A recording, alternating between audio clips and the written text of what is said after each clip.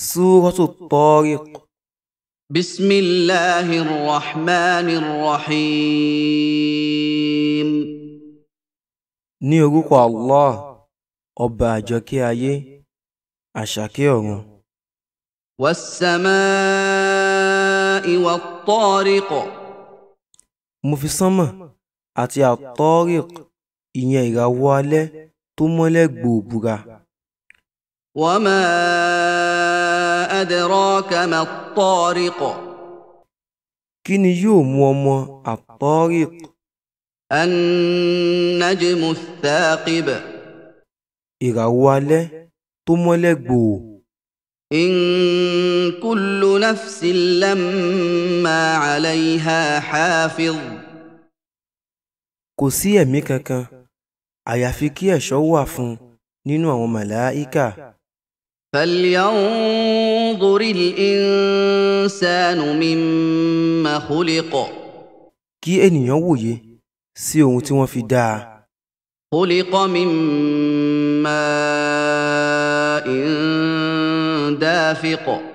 Wọ́n dá a láti inú omi tó ń tú jáde. يخرج من بين الصلب والترائب. Tí ó ń jáde láti àárín ìbàdí àti ẹfọ́nhà igbá àyà. إنه على رجعه لقادر. Dájúdájú, Allah ni ó ní ìkápá àti dá a padà. يوم تبلى السرائر. Ní ọjọ́ tí wọ́n máa ṣe àyẹ̀wò àwọn iṣẹ́ àṣepamọ́. فما له من قوة ولا ناصر. Nígbà náà, ènìyàn kò ní ní agbára tàbí alárànṣe.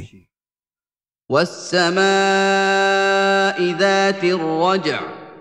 Mo fi sánmà tí ó máa ń rọ òjò ní àrọ̀túnrọ̀ búra. والأرض ذات الصدع.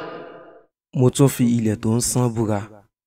إنه لقول فصل. Dájúdájú, Al-Qur'an jẹ́ ọ̀rọ̀ tó ń ṣòpinya láàrin òdodo àti irọ́.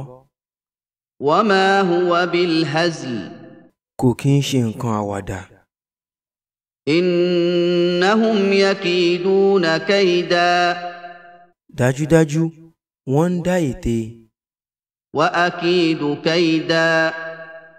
Èmi náà sì ń dètè. فمهل الكافرين أمهلهم رويدا. Nítorí náà, lọ́ra fún àwọn aláìgbàgbọ́, lọ́ wọn lára fún ìgbà díẹ̀.